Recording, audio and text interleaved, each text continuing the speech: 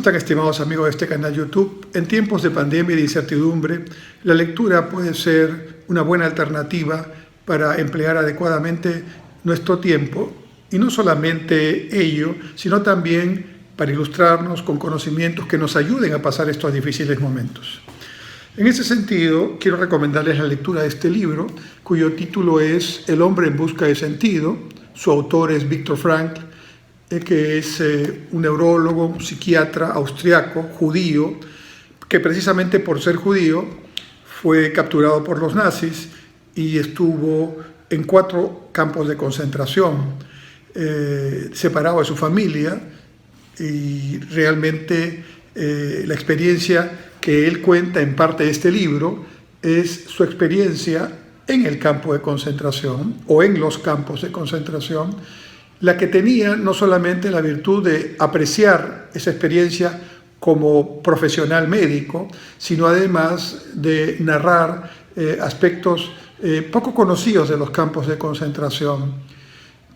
Al principio dudé de tomar la lectura porque si algo no necesitamos en este tiempo es deprimirnos con lecturas que nos tumben más, que nos hablen de horrores que lamentablemente pasan en la sociedad. Y ese tiempo de los campos de concentración es un tema verdaderamente vergonzoso de la historia mundial. Sin embargo, la lectura de este libro me ha llenado de esperanza y creo que también ocurrirá lo mismo cuando ustedes lo lean. Y si ya lo leyeron, pues seguramente estarán de acuerdo conmigo, porque no es una narración en la que el autor hable en un sentido dramático de lo que realmente era un drama, estar en esos campos de concentración, o todo lo que tuvo que hacer finalmente para ser un sobreviviente de esos campos de concentración, sino es una lectura que llama a la esperanza, que llama a tener, como dice el título, un sentido de la vida. Frank es el principal mentor de la llamada logoterapia, que justamente trabaja en la psicología para lograr que las personas entiendan el sentido que tienen sus vidas. El libro alude específicamente a los pormenores de su paso por los 4 campos de concentración, los detalles que en esos campamentos, o lager, que es como se llaman, en esos campamentos sucedía, ¿no? Cito: el sufrimiento, en cierto modo, deja de ser sufrimiento cuando encuentra un sentido, dice el autor. Y entonces, su análisis, su preocupación cuando entra al primer campo de concentración es cómo se veía afectada la psicología del prisionero en el día a día del campo de concentración o campamento, ¿no?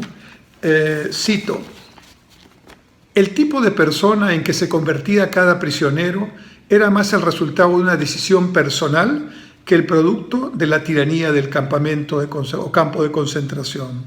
Y lo más importante era, según el autor, que cada prisionero tenía que encontrar la manera de conservar su dignidad aún en las peores condiciones.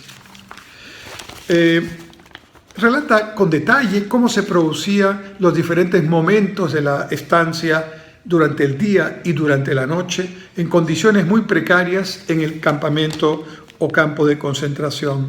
Un detalle con el tiempo, mientras estaba allí, ¿no? La unidad del tiempo, dice, parece mayor, cito, ¿no? En el campamento el día duraba más que la semana. Qué paradójica era nuestra percepción del tiempo. Y señala otra frase que he destacado: el prisionero que perdía la fe en el futuro, en su futuro, estaba condenado. No importa lo que esperamos de la vida, sino que importa lo que la vida espera de nosotros. No se puede concebir el sentido de la vida de manera abstracta. Cada persona, cada uno de nosotros, dice Frank, tiene un sentido de la vida especial. Y entonces, a partir de esta experiencia, el libro, en su mayor parte, como digo, narra los detalles de su presencia en los 4 campos de concentración y luego explica un poco qué es la logoterapia, ¿no? Cito: En el psicoanálisis, el paciente se sienta en un diván y cuenta cosas que no son agradables de decir. En la logoterapia, en cambio, el paciente permanece sentado, bien derecho, y tiene que oír cosas que no son agradables de escuchar. La logoterapia se dirige al futuro, es decir, a los valores, el sentido que el paciente quiere.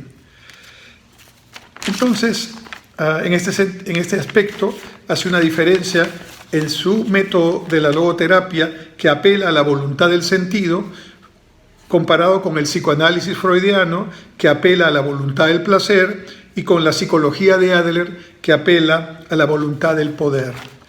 Y un detalle que me pareció muy interesante ya en la parte final del libro es cuando se refiere a la libertad.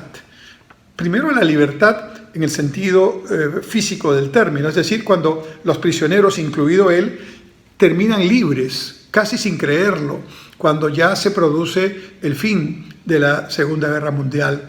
Y entonces hay una serie de características que explica, entre otras, el apetito que tienen los prisioneros que vuelven a la vida, entre comillas, normal frente a la que tenían.